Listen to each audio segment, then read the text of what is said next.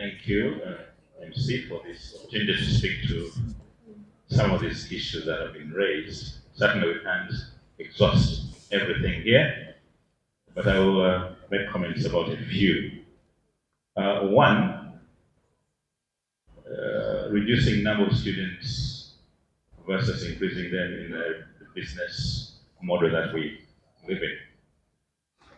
We all agree, just as I think Dr. Nkata mentioned, that if you look at in Zambia secondary school where we are, we can't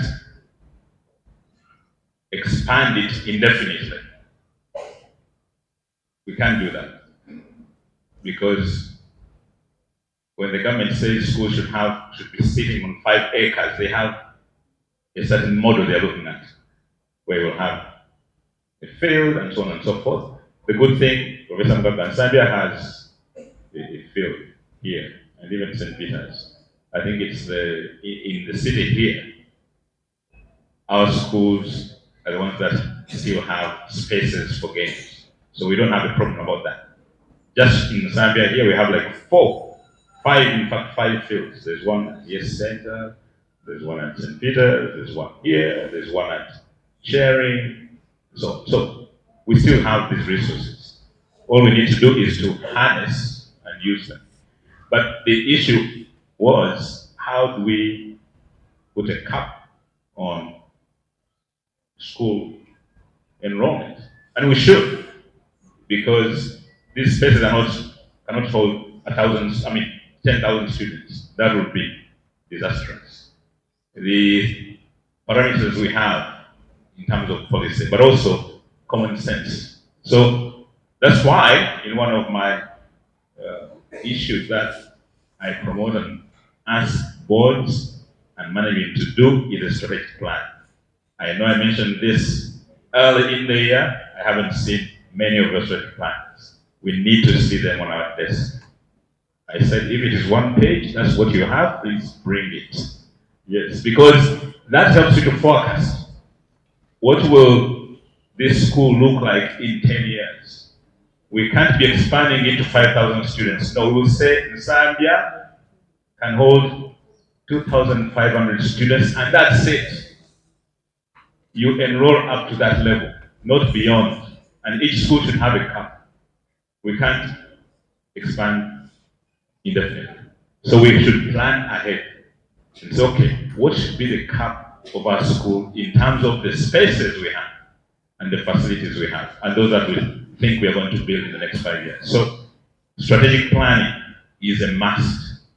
Is a must for the boards. If you don't know how to do it, please invite us. We are going to invite people who will train you to do them, so that we have them in place for every school. There's no exception for every school, an institution, college institute, whatever it is. So we need that, because we need to know how many students can we contain and educate well in the spaces we have. That said, I want to talk about the gentleman who spoke about the permission from the Archbishop for school development. Dr. Nkata has mentioned about it. It's very easy to say that there's bureaucracy, red tape, but also the church has to do due diligence. And one of the things I must say here, which I've said at boards of governors, members of the boards, management committees, and governing councils, you have no business doing business with the school. That is against policy, that is conflict of interest. So the church, the diocese, has to do due diligence in that direction, because of seen examples, very bad examples. So when the process is long, yeah, be sure you go along with it, because the necessities that have to be in place before you develop a school. Because remember, the school belongs to the Archbishop, so he should know what is going to happen. He should know the loans you take are going to be serviced. He should know, should be in the know. So that process is evolving in new ways, and we shall communicate to you officially the needs and demands of that process. That's why the plan is very important, so that you don't just jump around and say, okay, we are going to build it. No, because we want to expand enrollment. How? Is that in your plan, the strategic plan, or is it just a random decision? So we need to be planning ahead. plan ahead, bring the documents ahead of time. Then, in some cases, we've seen that just within 2 weeks, that process was done. So if it takes long, that means there is a lot of work we need to do as board and management. Professor Mugaga mentioned digitalization. I mentioned this when I had just come to this office. I'm almost 2 years in the office. We are moving into digitalization. And that's the process that has to happen. At the national office, Uganda Soccer Conference, they have developed an EMIS for all the schools in Uganda, Catholic schools. So every school is going to enroll in this program because the bishops need to know what is going on in their schools. They have to report every 5 years, I hope you know, to the Pope. What is the enrollment in the schools, Catholic enrollment, and so on and so forth. So we can't just guess around all the time. We need to be in these times, to live in these times. And so digitalization is going to happen, whether we like it or not. I can say that. Whether we like it or not, because that's the new world.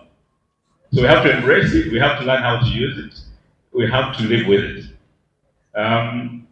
Professor Mugaga did mention about certain challenges, like AI, artificial intelligence, challenging now education institutions to think different about how you assess students and how we deal with all these things. People have heard about, I guess, chatbots. Have you heard about those things? ChatGPT. How are those going to influence schools? Do we know? We need to have conversations over those things and develop the technologies that help us. And so technology is with us. We can't run away from it. We need to embrace it. We need to know how to manage it so we can do a good job for our students, because they're going to live with it anyway, beyond us. We'll all be gone. They will be in this century for longer than us, but we need to prepare them on how to live with this technology in their lives. And so that's another critical area. A teacher deployment, Catholic versus non-Catholic on school staff. I think we have to look at schools in their own right. We have all kinds of schools. So when you say the government deploys, you're talking about government-aided schools. We have private ones where we have almost 100% control. So is the story different? We need to do research and find out. Is the story different? So we have to think about every school in its own right and deal with it, the way it is. That's what I would say. But also, there's a concern that we don't have enough teachers as Catholics. Mr. Mukobi spoke about it. I would need some research, because you can't just make statements off the cuff. You need to know. Are they available or they're not? But there's that general thinking that we don't have enough. But is it true? We need to deal with data. We don't know. If it is true, how? To what extent? We scholars talk in terms of numbers, percentages, and those. How significant is it? How? We need to do some research. So Professor Mugaga, Dr. Angada, and us, we need to do research and find out how do we know the exact scenario happening on the ground, so we can either develop interventions from a point of knowledge. Otherwise, you can shoot from the hip and do whatever you want, but the circumstances might not change. Those would be my comments. Thank you.